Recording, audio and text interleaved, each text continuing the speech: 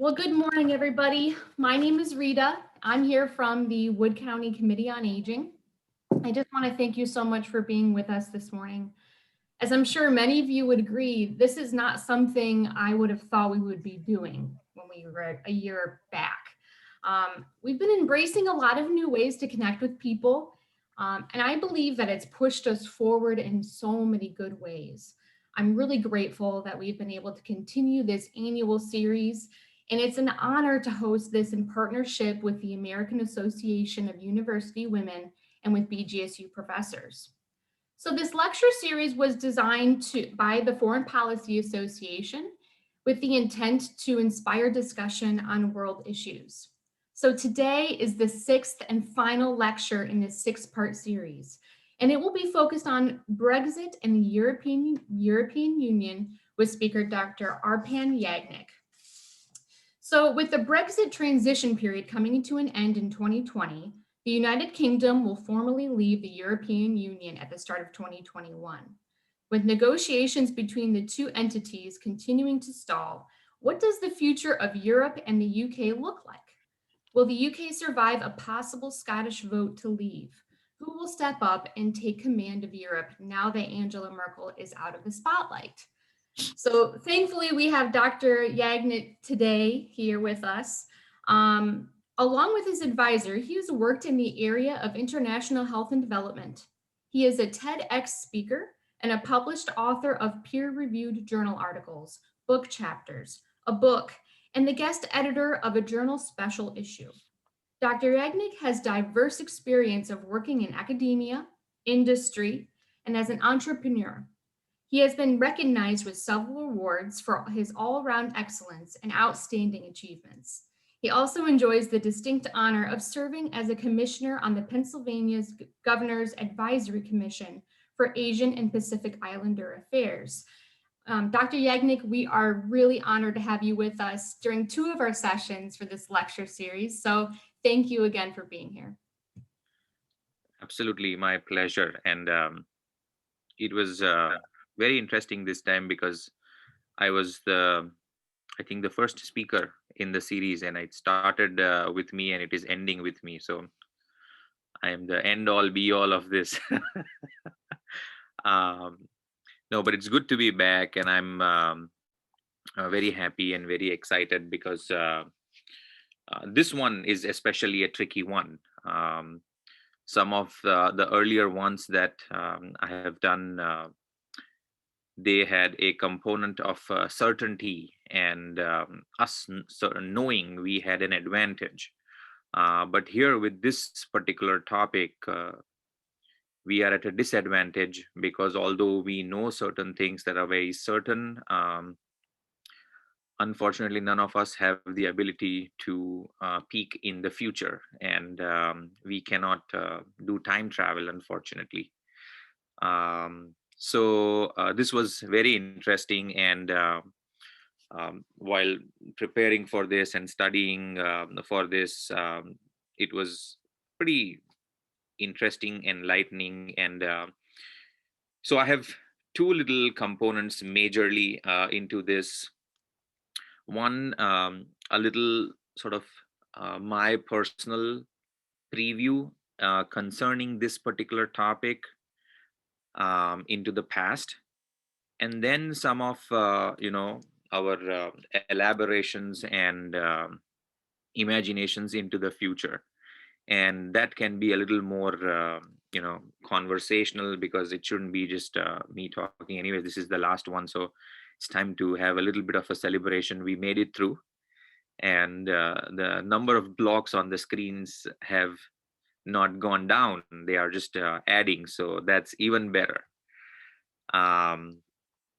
So IAMCR is a conference that I attend, and it's a pretty international conference, and it was one of the first conferences that I attended after my graduation, and it was in Leicester.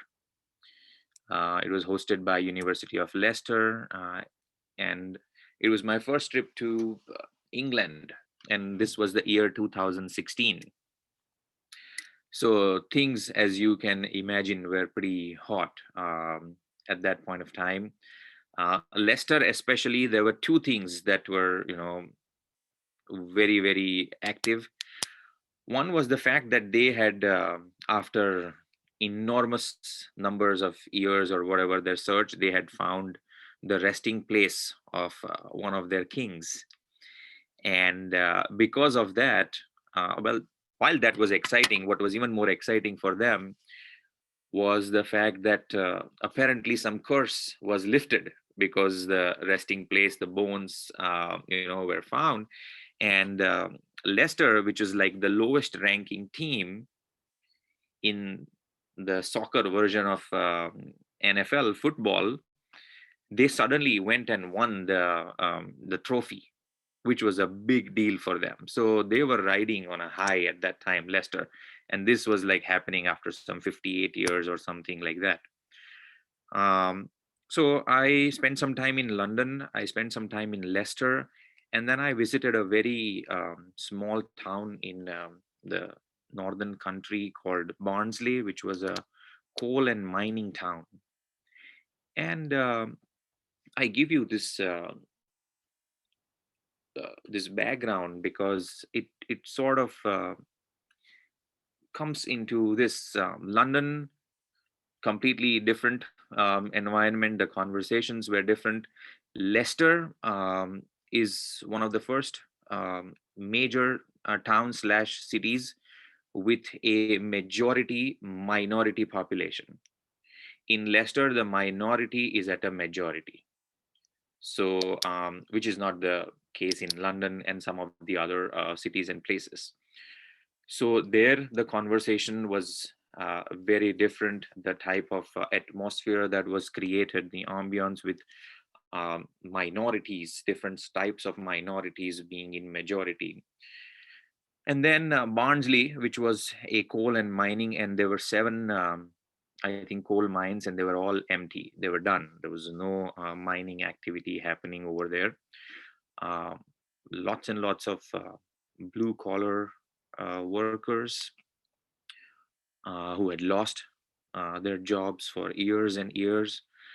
And something it reminded me is like in relation to the US would be what we refer to as the Rust Belt over here in the United States. And the conversations there, of course, were very different. So I was fortunate in 2016 to be there and get a firsthand experience of some of the discourse that was being spread over there.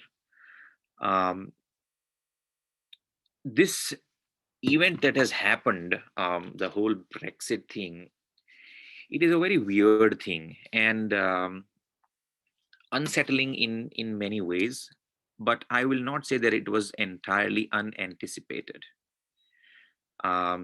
If we look at the historical outlook of the positioning of UK and England, especially, uh, it is always weird.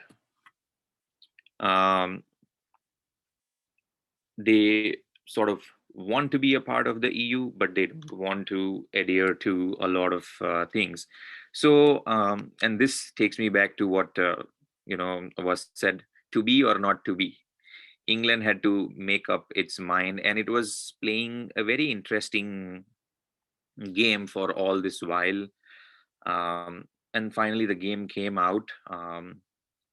David Cameron, I really find I pity him in some ways because poor man, he thought he would do something nice, but something completely different happened, and he was just everything that he was relying on, nothing happened. And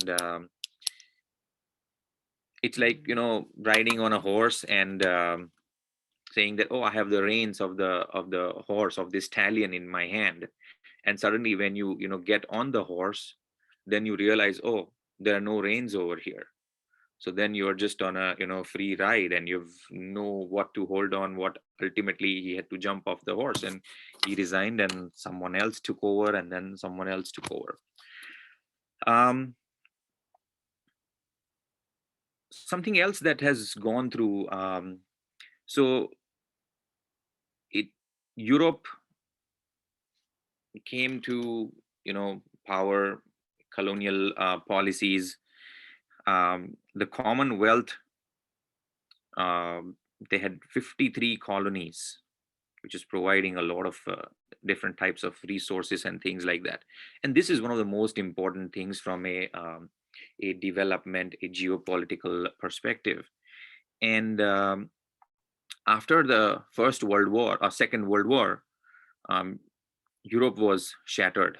And I have spoken about this in other venues about the Marshall Plan, the giving of the 13 billion dollars, and then the 50s and the 60s giving independence to many nations in especially in Asia and Africa.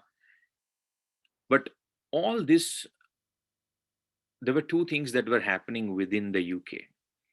UK was in a very sort of subtle and twisted manner was losing its grip, its power.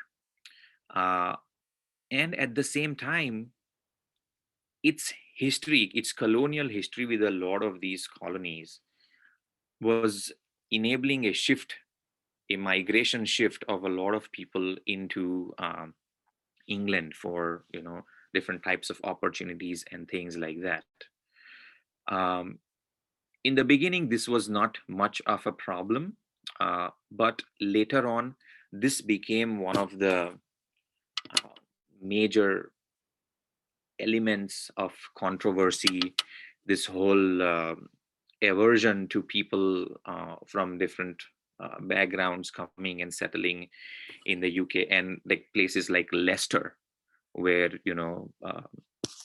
the Britons are in a minority, and now they have practically very little to no say in some of the affairs that goes on. And it can definitely be frustrating at every level. When you don't have a say in your life, it is obviously frustrating to whoever you are. So this is something that is very critical because this gave impetus and momentum to the Leave campaign, because once the separation happens, people were under the impression that there will be stricter and tighter controls at the borders, which will prevent. And I talk about this because immigration lately has also been a very, very hot topic in the United States. And there is a movement, there is this nationalist sort of movement everywhere you go, you see this, which was not a thing. And that's why I say that it is a bit unsettling, not unanticipated, because historically there have been attempts to come together. Earlier they were through force. Alexander the Great went over and took over half of the world and said, okay, we are all united. But as soon as his 33 years were done, things started going away. Genghis Khan, he also amassed a massive thing. So the willingness to come together, be united through different means has always been there. But this is, at least after the Second World War, in more of a systematic, democratic sort of a setup. This is one of the first major instances where someone has made extreme attempts to not be a part of it. And these sort of movements are happening everywhere, all across the world. India, there is Kashmir, there is this issue. They want to be separate, they want to be together. In Pakistan, there is the Balochistan issue. In a lot of the Middle Eastern, there are, different regions where they want to be separate entities. Ukraine, Russia, after the disintegration of USSR, China, and some of the other things, territories, and the very reason why Dalai Lama is in India at the moment. So all of these things are happening a lot more, but this one gained momentum. One of the biggest reliefs now that people have that this has happened is that they'll not have to read about this as much in the news as they had to. A lot of people are very happy about that because every day they just kept getting bombarded and bombarded. So some of the issues that come from it. So we're talking about UK's positionality. Now we're talking about UK, but then what does Europe think of UK is also very important over here. So UK has tried to maintain, it's like, we are an island, we are separate, we are different and everything.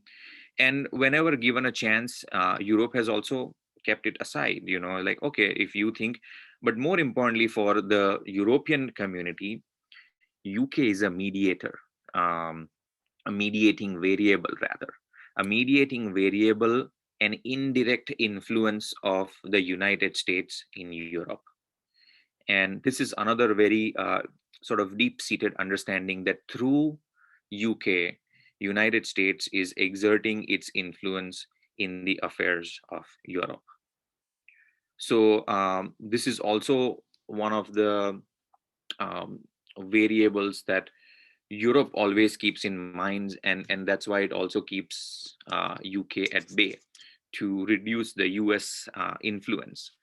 From a US point of view, Europe is very important because although now they are one, independently, they have very little political will and they don't have the military might or the technological might in certain ways to defend itself from the Eastern aggressor. So the Russian influence has been increasingly now more technologically through disinformation campaigns and all those things. But from US's point of view, Europe relies, and every time Europe has or at least in the last 100 years when Europe has failed, US has been there for it and provided, be it for its own vested interest or for different reasons. It has been there for it monetarily. Now that finally this entire thing has happened, there are different aspects on which newer ground has to be covered. One of the biggest thing is that UK is a nuclear power. It has, those switches, if pressed, it will let, nuclear missiles be gone. So for a a member with nuclear capacity to leave EU, it creates a very interesting disruption in its ability. We all know of James Bond, and what I mean by is UK's intelligence ability, the MI6 and the MI5. It is pretty much at par with CIA and Mossad and some of the KGB. So losing some of these is unfortunate and sad for the European Union. Within, well, that happens after. So within UK also there are two things. One in which US is not supporting UK, Scotland and Ireland. Scotland has, one of the James Bond actually was also involved in that. Scotland has wanted independence for a longest time, and they have been gaining momentum. One of their referendums failed, but both of these, in some ways, they want to be part of the European Union. Ireland, Northern Ireland, UK wanted to build walls and create borders, and US is absolutely against that. And even in the most, like some of the very recent conversations. US has made it very clear that if you go ahead and build a border and things like that, we will not support you in that. So UK itself, England itself also has a lot of tough decisions to make. So let us go through and talk a little bit about some of the aspects and areas in which, now that Brexit has happened, what next? What are some of the areas that are going to affect education? Being from education field, the movement of students, UK has some of the best and oldest universities. Um, Same with some of the Italy and Germany and France and some in Spain and Portugal. There are some world-class universities, and students were able to move and travel across these. There was collaboration on research, and some of these amazing examples of collaborations in research we've seen recently because of this COVID-19 pandemic, where they were one of the first nations to be hit, Italy especially, and they shared a lot of their information, because of which some of the other nations were able to prevent certain, although the UK strain is UK has not done a fine job of preventing and doing certain things that they should have, but that's okay. Largely EU, UK now separate the impact on education, students, certain boards that were spreading, that will go. What makes me wonder, like, English is on a major spread in parts of Europe, which was not there. They are more and more people in the remotest of the areas in European countries. They want to learn English, and for many of them, English is a second language, and a lot of faculty members from the US and from the UK, they go there. This is a version of soft power, which is being exercised, and we may not think of it that way, but in most of the European nations, English, although is known and is sort of spoken, but it's not the main and the common language. But there in the rural areas, for them to be successful, they want to learn English. So how is this going to hamper the spread of the soft power of English? The more and more people become, region-centric, community-centric, nation-centric, some of these spreads of soft powers, they go down. And I think one of the most relevant and important would be what will happen to English. If English is removed from the equation, if English language is it's the impetus with which it is spreading, if that goes down, which will be the next language that will take over? Will it be Italian? Will it be French? Will it be German? Or will it be Greek? I mean, highly unlikely Greek, but things to think about. It doesn't mean that English is going to go away, but its positionality is going to change.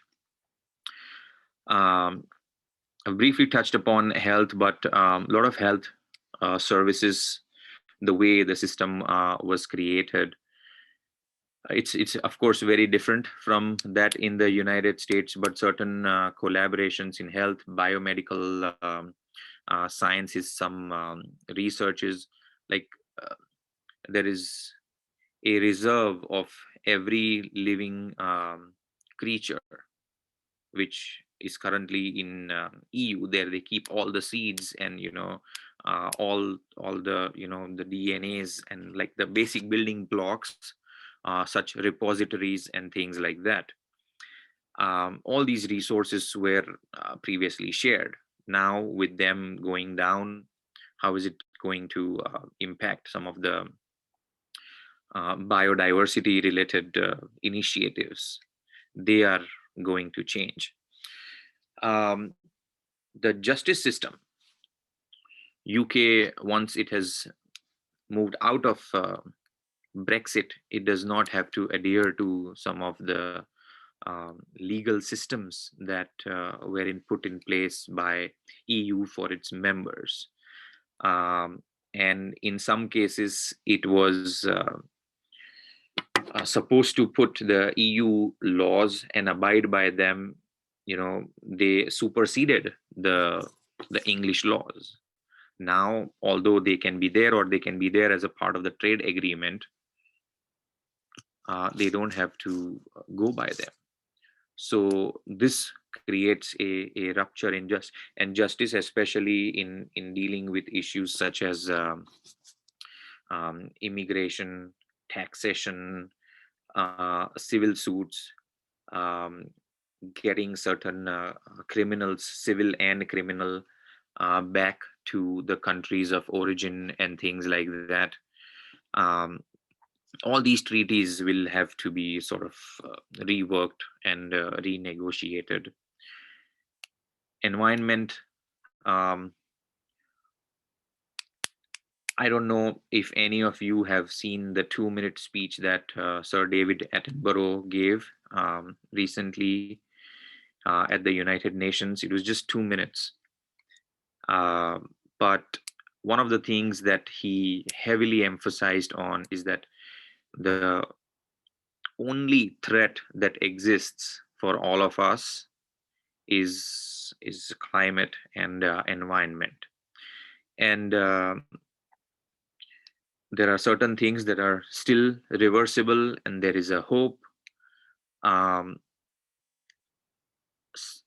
Instances like this may not at times have direct implications on issues of environment and climate, but they have indirect implications. So for the last 4 years, when actually since 1970s, mid 70s, this thing has been brewing on, and the last 4 years just intensified. But what happens is that when everyone is looking this way, it is quite natural that everything on this side gets ignored. And despite it being obvious, like blatantly obvious, that climate and environment is important, it also gets ignored a lot when we talk about the different priorities and things like that. When I, as a prime minister, or when I, as a secretary or an exchequer, am focused on saving my own position, I may not be spending as much time thinking about, the koala bears, or koalas or bears, and certain birds and the monarch butterflies, or the annual migrations of different types of animals and whatnot.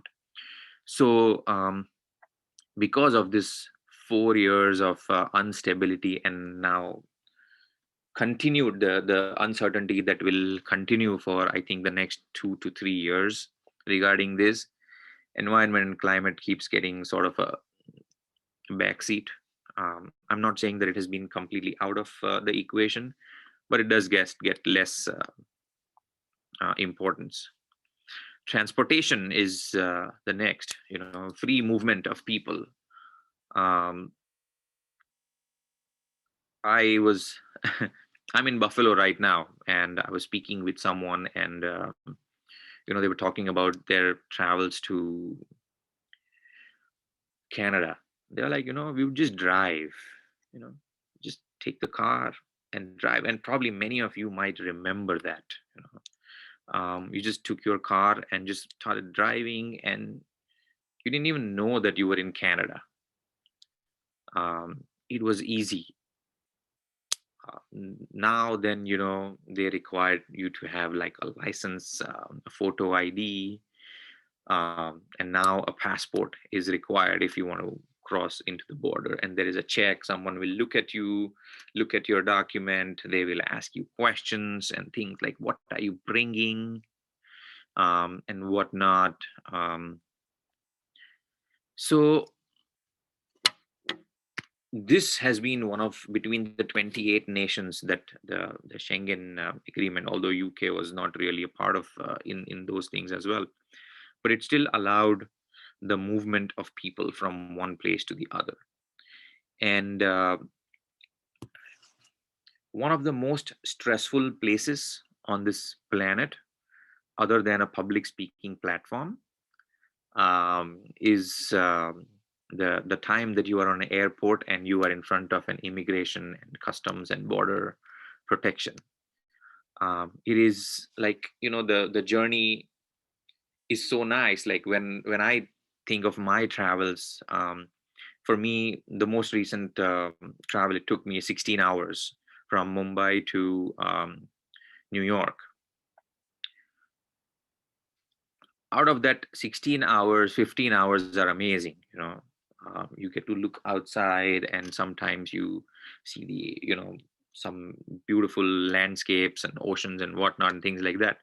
But that last 1 hour becomes very stressful, because then they start giving you those forms of what are you bringing, are you bringing any food or whatever, and then suddenly they start spraying some of those chemicals, which is because part of the TSA, or borders and custom, and then suddenly, although you are in cloud 9 or whatever 17, what it is, you start coming down. The plane is not coming down, but you start coming down to the ground pretty fast. And for a lot of people, these places generate a lot of anxiety. I do it fairly regularly, and it's not. But then, people who are traveling the first time, and if you're seated next to them, like, you can see it, you can experience their anxiety, and stress that they go through. What is going to happen? How do I answer? What should I say? What should I not say? And things like that. So this particular thing, it's got to do with passenger travel, but also think about all the trade related travel, commerce related travel, business related travel, movement of shipments, movement of goods, import and export of all these different goods. There will be different logistical checkpoints, which will in turn become pain points. The cost of logistics will go up, and all these things add up, and eventually it hits the bottom lines of the companies. And where do they get their money? They get their money from you and me. So the prices, can go up until and unless someone goes and subsidizes all of this, which can happen but may not also happen. So movement of different products and goods, services, human beings, and we are not talking about the human trafficking aspects, but the travel and those sort of things. There's going to be touch points because of the availability of these things. A lot of people were living in one place but working in others. Like, how long does it take to go from London to Paris? Maybe an hour or two. Like, it's pretty much like from driving from Bowling Green to Detroit. um, this creates taxation issues. A lot of people, when they file their tax now, they will have to show that, oh, they have probably an income from a different source, which is an international source. So they will have to figure out some of these things. One of the bigger threats moving away from this is that right now there are 27 members in the European Union. Who is going to go next? More importantly, they say that England was of course, it is obvious it was a heavyweight. If another heavyweight decides to move out of this, union, what is going to happen next? that is a this whole thing about political and economic integration, it disrupts. The other thing is that from a sustainability, a development point of view, um, separatist movements, being your individual bloc, are they sustainable? Is the big question that looms. If we all keep on becoming more and more separate, how will we fare? Is it sustainable? Can we feed ourselves? Can we provide for ourselves? Can we heal ourselves?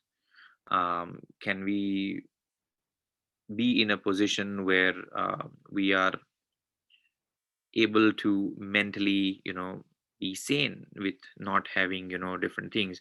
Can we be happy just living in our own cliques? So from a sustainability point of view, these are the things that are very critical. um, 100 1 million 269,501 people, their votes sort of decided the fate of some 44 million or people. It was a 51.89 or something like that versus that. And this is what the math comes to. How how is this going to uh, change the dynamic of the remainder of the people? And this concerns almost 400 to 450 million people directly, and a lot more in US. From a US point of view, UK is a very, very important partner, um, with the least amount of certain differences. US has stood by UK, and so vice versa in a lot of things. Both have a permanent seat in the Security Council.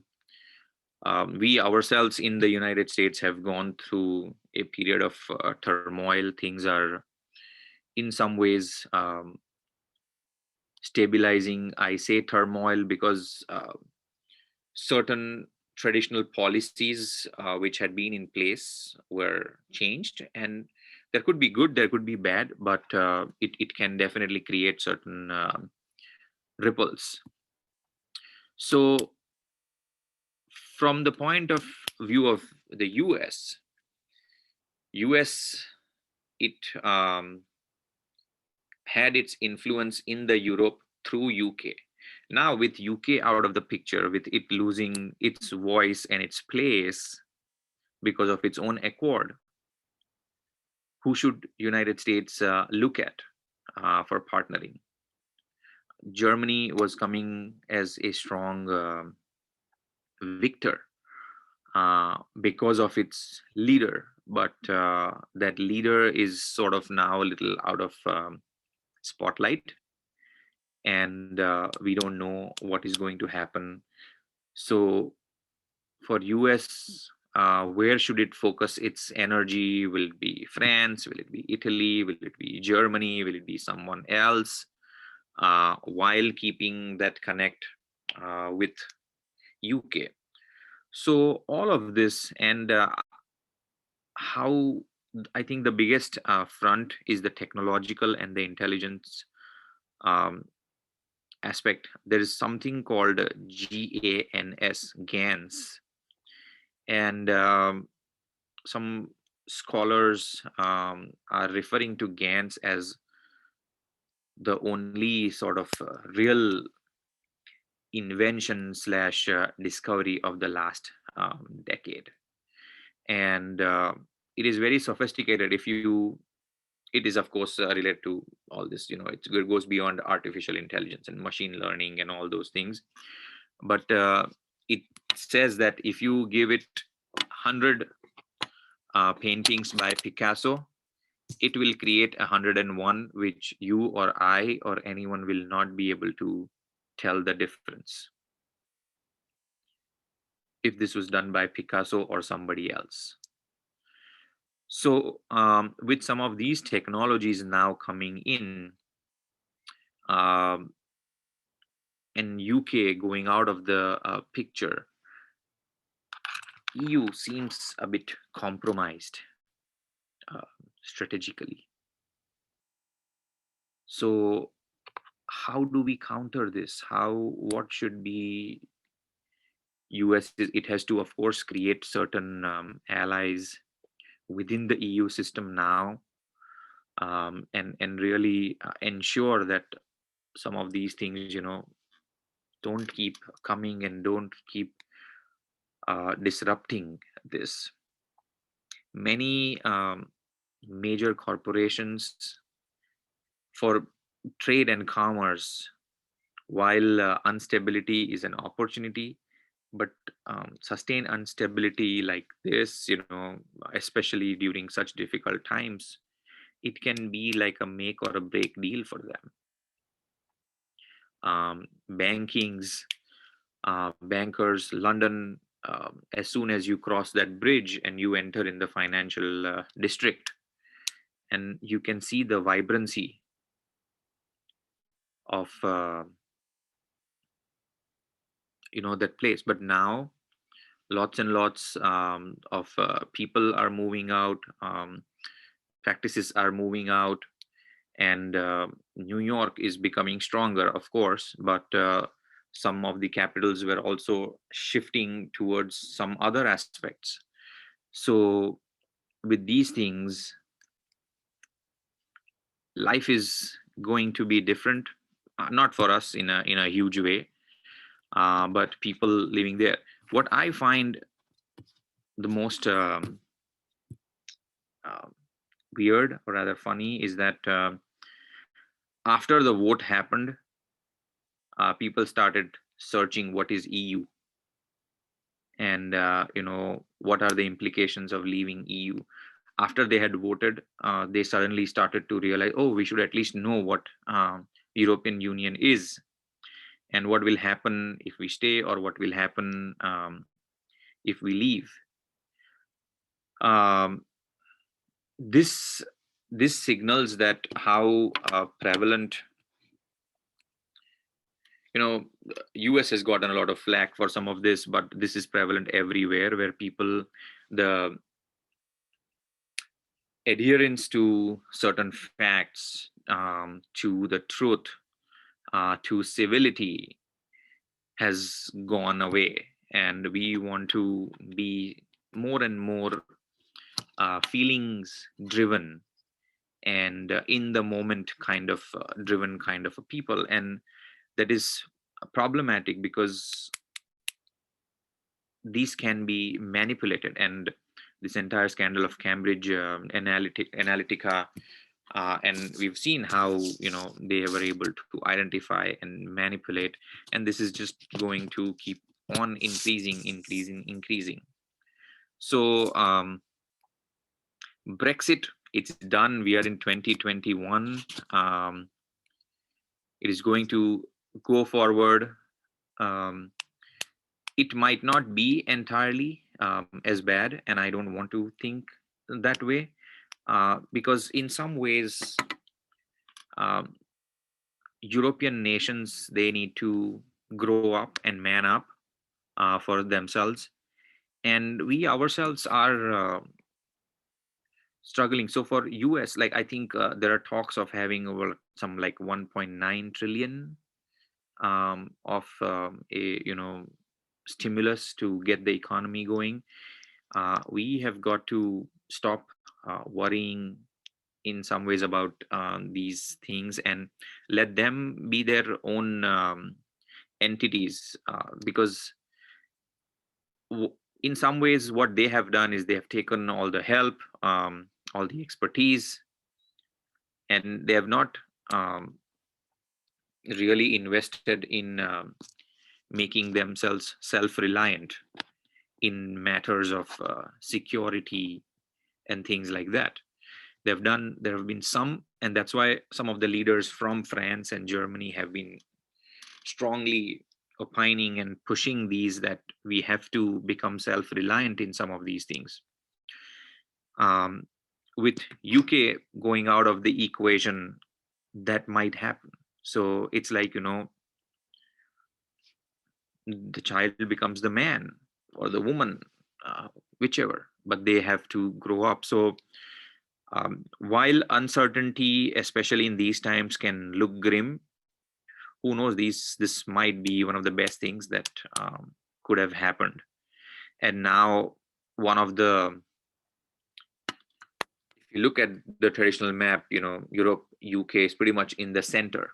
It is time that we start looking at the map differently, where different centers evolve, and more global exchanges happen, not just through UK. So it could bring out some real interesting possibilities. They said that the sun never, set.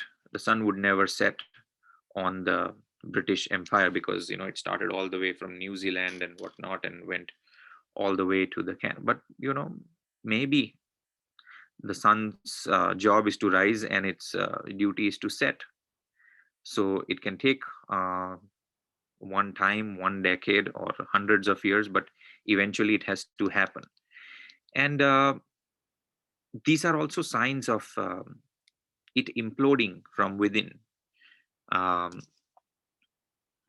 People, the nature of the people, the demographics of the people, Gini score, Gini index, the inequality, just like here, um, it's increasing. And as soon as inequality increases and some of these things happen, a new system, a new structure is bound to happen and come into place. So I have tried to think of all these different scenarios. Most of them look pretty grim and unstable, uncertain for at least the next 2-3 years. But then when we think of long-term sustainability, there might be something good. And EU, yeah, the Union has been there for 47 years. Um, I don't know. The one thing that keeps coming to my mind is Star Wars now. There was the Republic that became the Empire, and things like that. So something that is good today can be bad tomorrow, and something that is bad today can be good tomorrow. We don't know. The ultimate answer to most things is time. While I can speculate and imagine certain things, of course, we in our own little ways have very little influence in what is going on. And if we feel really strongly, then we have to make sure that we have an influence and we are doing something about it. Um, so with that, I think I want to stop just me talking and more open it up to discussion. This is our last great decisions. And I think for today, I was thinking that should today be a great decisions session, or should today be a great discussion session? Because here clearly we're not in a position to have a lot of decisions over here, but definitely a nice, healthy discussion of not just the grim side, but what good can come out of this. It's hard to see probably what good can come out of this, because it's like, anytime you lose, someone, it's like there was a big family and now they've lost a prominent family member. And it's sad. But what can you do? Sometimes it can be good too.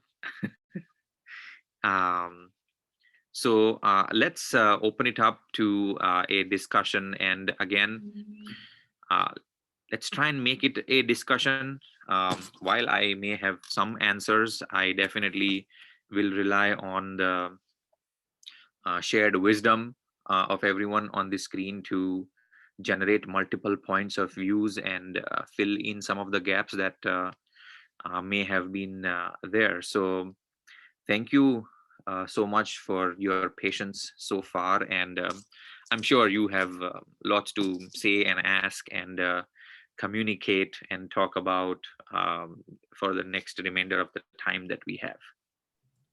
Thank you. Yes, so everybody has the ability to unmute themselves. You're more than welcome to do so at this time.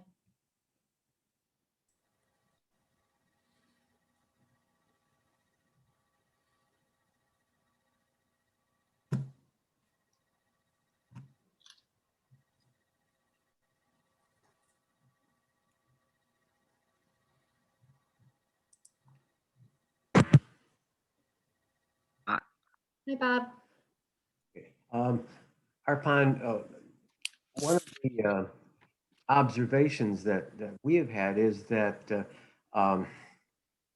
what really was the intent of the EU in the first place?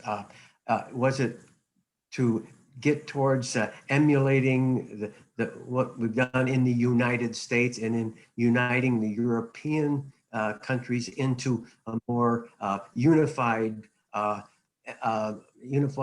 coalition with where they had the ability to, in effect, tax and then spread the wealth rather than have certain countries being dominant and that kind of thing. I, I, I can't see where our observation is that really you've got just a couple of major decision makers and all the rest of the countries are just kind of there because, and many of them just getting help from the EU, particularly like the some of the Eastern Bloc countries. They've had a tremendous amount of economic assistance as a result of the EU that really consolidated, coordinated economic efforts and those kind of things. that is so true, and I always wonder if that the Eastern sort of bloc, they wanted to be there, but why did EU want them to be there? And I've always wondered if there was insecurity and fear somewhere of the increasing influence of a certain ideology or certain things. So um, it definitely was not. I think in my limited understanding, I would say that um, in US at least, there was, when it started, it was a lot more of equals coming together and creating something. Here, that was not there, but the later editions, it really gave some of the members, especially England, sour, taste, like, they're just taking their contribution to this union is very little. They are not in a position to really contribute, but we need them there for certain uh, types of buffers, for a lack of better term. So all of this, at some point, someone, when there is a time of plenty, no one bothers it. But when resources start shrinking, some of these things, like, suddenly become issues and problems, and they just surface up, rise up, and we've been having some, especially financial crunches in the last decade and little more. And these things were bound to come to surface, where there is a group. I mean, you've seen it, right? In families, there is always one family member that doesn't bring stuff to potluck. Or there is this one person in the church group or whatever, they don't get enough, and it's fine, as long as there is time of plenty and everything is going well. But then these things, hey, either you need to start, or we might have to think separately or differently. And then the one who's giving a lot more, the moment certain emotions and feelings set in, they are like, well, yeah, no, we don't want to do this for others. I rather do it for my own self. And leaders are, I feel, at times very helpless. They are helpless. They are powerless. No leader likes, this allegation that, oh, we are suffering and you are giving it to somebody else. You are our leader. We have chosen you, or have they chosen you? How do you deal with such allegations? And therefore they at times become uh, powerless and helpless, and um, willingly or unwillingly, then they are forced to divert some of the resources, even though they don't want to. And it's, yeah, it's a, I, at least in the last 1.5 years, I have grown or developed some sympathy for leaders, especially. It's a very lonely place to be. It's a very thankless. Of course, it's a big responsibility, and I mean, no, I'm not talking about some of the craziness that goes on, but just in general, even in um, corporations, because of some of the work, some of the consulting work that I do, and through my interactions with these places, it's a very lonely place to be. And many of them, while they have a lot of power, most of the time you see them, when they really open up, when they become vulnerable and share, they are very powerless and helpless people. And again, this might change in 2 years, my opinion and my sympathy, but this is the current phase that I'm going through. So this whole integration, the US model, the United States of Europe, or whatever, I it's a great idea, but again, from a sustainability point of view, the amount of diversity, it is very hard to digest diversity. And we as humans have put in phenomenal effort to embrace and digest diversity, because in some ways, while it should come naturally to us, it does not. Um, so while there have been certain strides and leaps and bounds that we've made, coming together of different people with different beliefs for a long period of time, there needs to be, what I have seen is that there needs to be a common, not just purpose, but at times a common foe, which brings these entities together. As soon as that thread goes down, everyone goes their own way and wait. And that is why a lot of grassroots movements and other movements that come together, as soon as that common thing is gone, the steam is out, and it does not survive. So the United States of Europe, it would be great. Life would be very different. And there are 27. US is handling 50 states. Why can't Europe manage 27 now that one is gone? It can be a possibility, but highly unlikely now, given the inequities amongst the member states.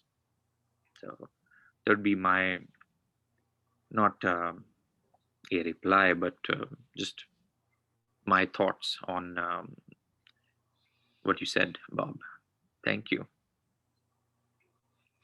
This is Nils Nilsson, and I put a item in the chat box that I hope you would respond to, and I'll read it. You may not know it's there.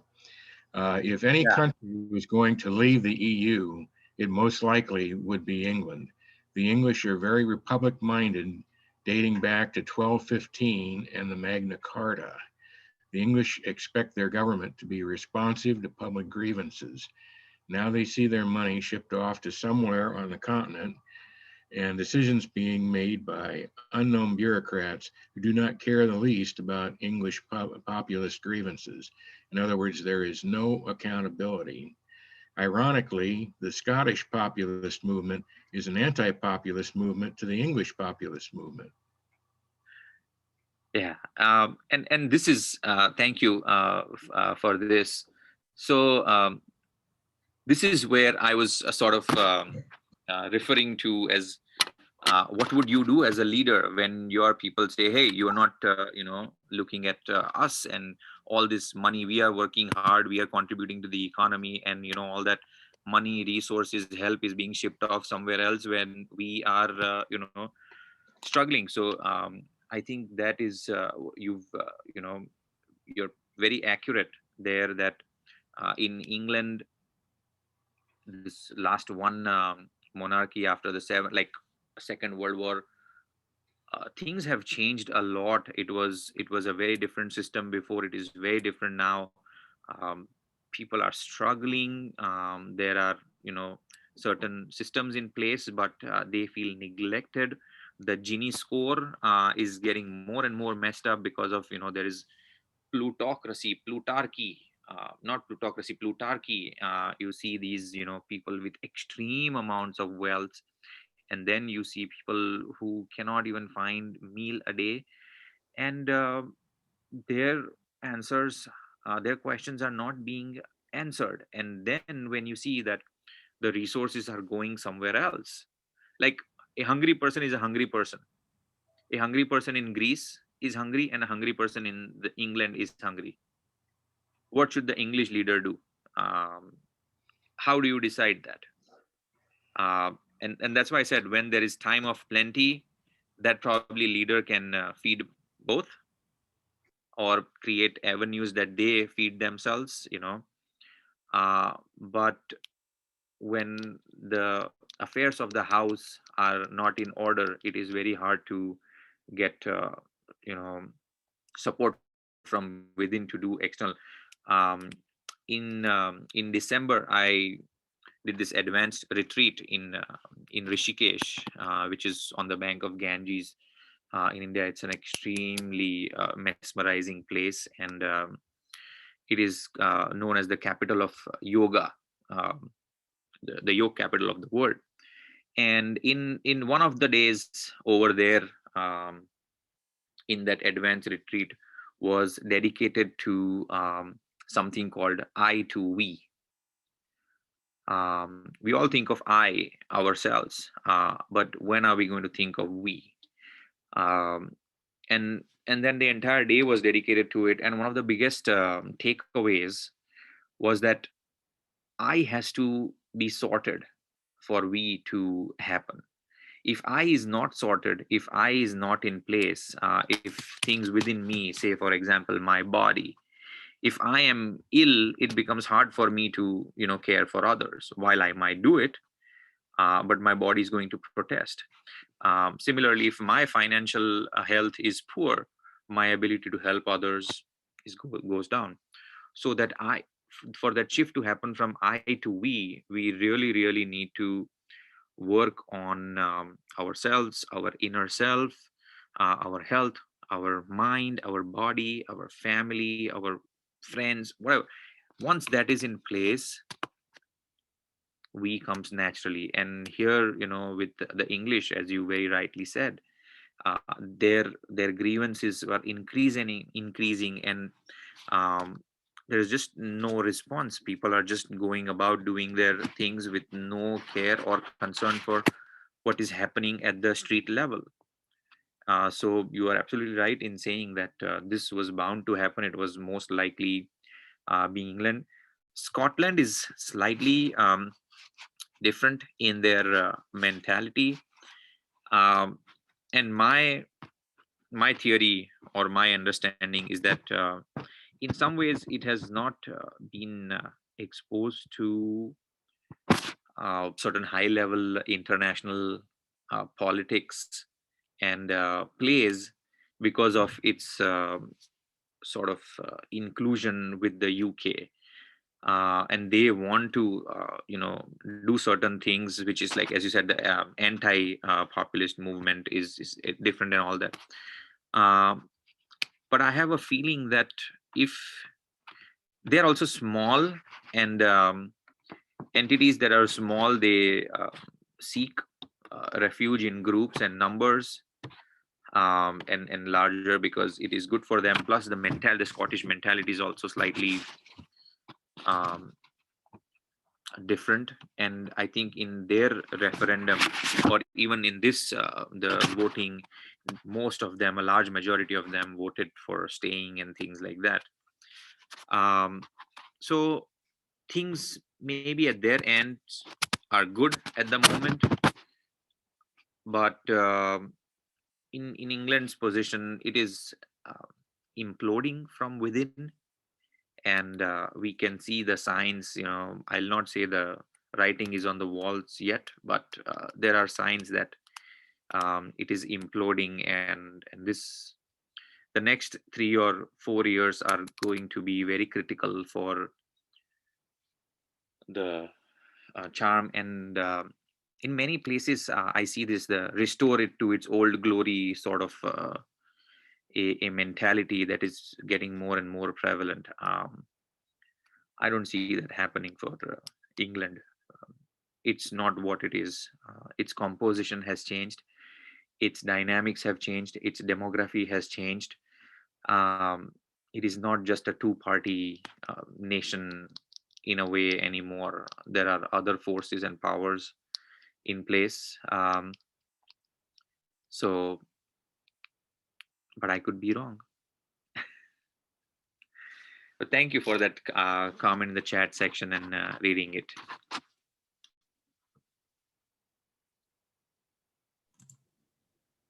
All right. Anybody else want to add a discussion point or pose another question for us this morning? I actually have a couple of questions if none of you have questions. Please share. Okay, so my first question, and these are all just imaginary, just thought. If something like this were to happen in US, what do you think? Which state would be the one who would initiate this? This is a warm-up question, by the way. It already has happened. Yeah. It was called the Civil War. Well, yeah, no, yeah, you're right, but I'm talking about right now. Right now, we have 50 states. I'd be more happy if Texas would leave, quite frankly. They're talking about it. Okay, so that's a start. All right, which other? Florida. Okay, It's gonna stay. It's going to leave us one way or the Yeah, other. one way or another. It's gonna be covered by water. true. Okay. Other thoughts, options? Well, how about turning it the other way, Arpan? And why not admit Puerto Rico. Okay, yeah. So you were saying something, Bob? yeah, why not let's let Puerto Rico become part of the United States? They certainly Oh, yeah. entitled to it as much as the Hawaiians were. I get it. That's Absolutely. So the reason why I said that this is a warm-up question, because I was leading and going towards something like this, because while I was imagining different things in my head when preparing, one of the things is like, now that UK has left EU, what if UK became the 51st state of US? How would that be? Oh my God. Reverse colonialism. What would happen to the royal family? Woo! Yeah, see, we've got to think. So, I mean, it opens up so many different range of possibility. Of course, this is, I mean, probably never going to happen. But yeah, look at it. Like, right now, the Queen doesn't have to have a license. The Queen doesn't have to have a passport, because the passport and the license are given in the name, like a driving license is given in the name of the Queen. So she herself is the passport and she herself is the driving license. But if, if they were to become part of the US, how would it work? Harry would have to become king. Okay, all right, that's interesting. What would happen to all the crown jewels? Who would own those? I will let my Indian biasness creep in over here a little bit. Quite a lot of crown jewels are from India, so they can go back to India. No, but that was just kidding. But yeah, you're right. What would happen to some of those? How would this change the entire dynamic? I mean, I think this should be on the table. You should put, hey, now become a part of us, and let's see how EU is going to react to that. Are there other countries in the EU that are in danger, I guess is a word you could use, of leaving the EU, and why? I Yes. I think the danger, I don't think there is any country going to leave on its own, because out of now the 27 one, the 18 countries that are very desperate, they want to stay. So the danger would be them being kicked out. If this thing persists, then the major powers would say, hey, these are the reasons. They are just draining our resources. We better kick them out and let them be on our own. And that would be like a really unfortunate thing if that were to happen. It's not going to happen, because 47 years it has survived, and things. And now the other thing that is happening is that work on right now there was no real thing in the sort of the constitution per se that you can leave at will. But now I think there will be move towards creating more hurdles that no one can just leave and come back when they want, or create these type of dialogues, because it takes away so much resources and progress away. And that's the unfortunate part of this. So there will be, I'm sure, some kind of amendment or ratification to ensure that such things don't happen. And also that people or the nations that are more powerful, they can't just kick anyone out, because that would be unfortunate. Question. Are all EU nations part of NATO? I don't exactly I don't think so. am sure. My guess would be yes, but I would have to check and get back on that.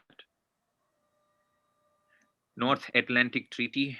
Yeah. The answer is really no. For example, Sweden is not part of NATO, and there are several other countries that are in one or the other and not both. Because Sweden doesn't want to become part of NATO?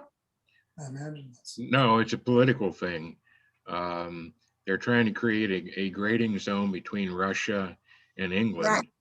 Yeah. And so Norway's part of NATO, Sweden is neutral, and Finland is supposed to be kind of leaning towards Russia. Okay. Wow. Hmm. Okay. Interesting. Okay. Why I've always wondered, as this progressed over the last several years, there has always been, it seems like problems cropped up, and you hear reports of people, well, gosh, if I would have known that, I wouldn't have voted this way.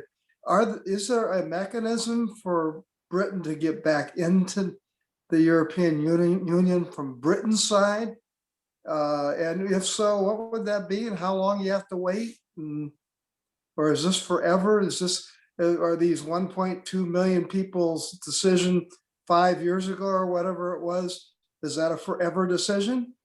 If I have to give a little funny off the edge answer, it would be if Russia wants, they can make it happen. uh, but no, it would have to again go through a very elaborate democratic process. And,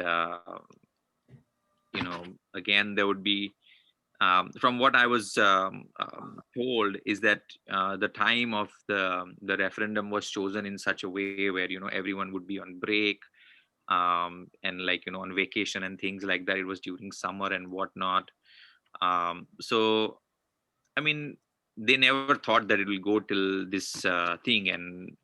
But no, there would have to be a very elaborate process. And I highly doubt if the current reigning political parties they will stay. They will have a say in this for a while, and they will not let something like this happen. And the bigger thing is like, even if this were to happen, there will always be but what if EU doesn't allow us in?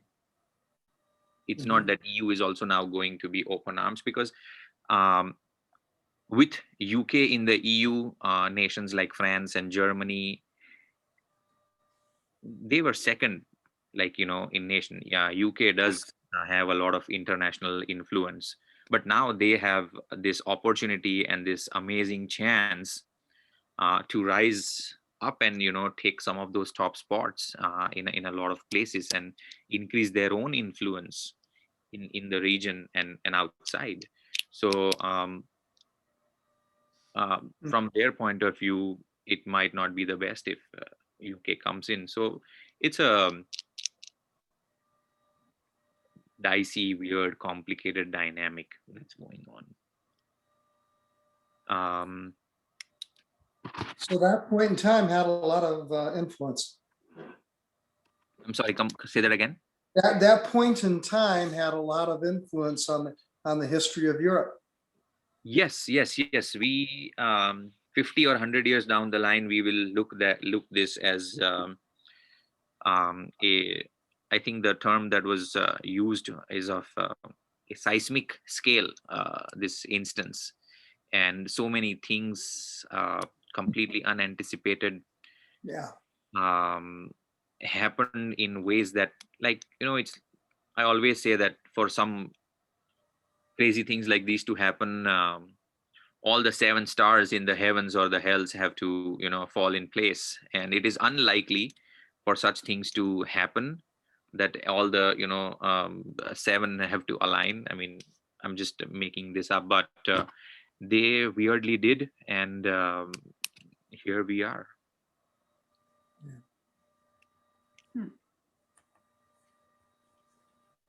I have a question too. The United States looks at China with caution and wariness.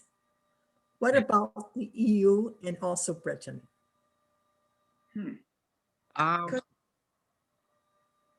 So far, it is like Europe and then UK is a buffer for United States. They have gained prominence. China has this policy where they want to expand. They want to have a major influence. In some ways, that is not really the case with some of or majority of the nations in EU. Plus, their size and certain ideas and ideals, the way they are driven, they are not really into creating those sort of threats which you would look at with wariness. So this is the way I look at it. I have 2 neighbors on 2 of my sides.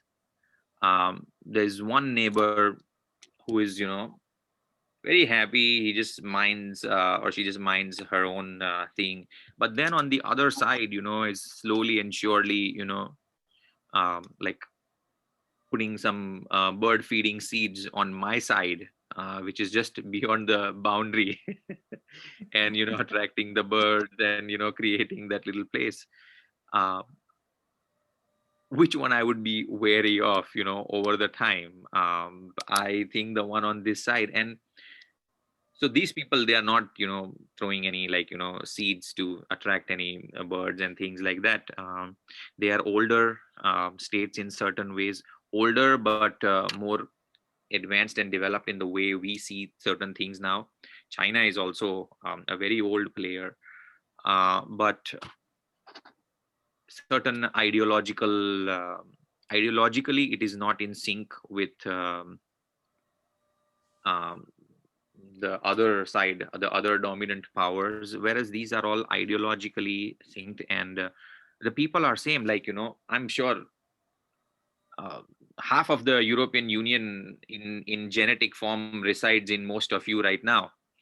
I'm sure at least 10 members from the EU are represented in how many people do we have on the screen in the 19 or the 18 of, I don't know about me, but I was part of the colony. But I mean, you would probably have German, you would probably have, Ireland or France, whatnot, England. So Slovenian? Why not? yeah, Or the- so that's good. That's what my take is. Yeah, I think we might have an opportunity for one last question or comment.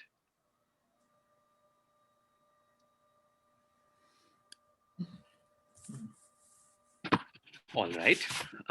So with that, I want to thank you all. And I hope that the next time we do this, we are all doing this in person. And in the meanwhile, I sincerely pray and hope that you and your families and your near ones are healthy, they stay healthy, and this thing called COVID, it does not come anywhere close to you or the people that you know. I am once again going to thank you all for being part of this and participating in this. I hope that some of the things that I have said are able to at least point you in different directions of thinking. I don't think I have the ability to give you something new. You're all very senior and far more experienced than I am. But I hope I've just allowed you to at least in one ways think of what would happen if UK were to become the 51st state in the United States. That's interesting. Yeah, so with that, thank you once again, everyone, and have a good